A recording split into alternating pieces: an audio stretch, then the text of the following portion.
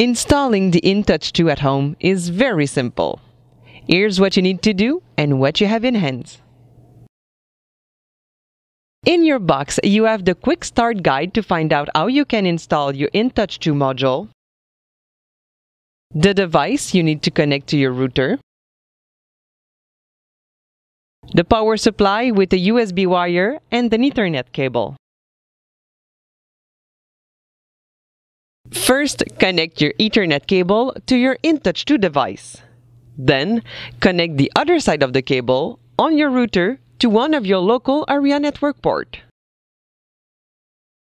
Take your power supply and your USB wire and link both of them. Next, connect to a proper wall outlet near your router. Take the other side of your USB wire and plug into the micro USB power of your InTouch 2 module. Once your device connected well, you will see the InTouch 2 module linking with the one installed on your SPA. The light will go from red to green to blue. Once the light is blue, it means you can access your InTouch 2 with your application. Don't forget, you need to set up your application at home before using it outside.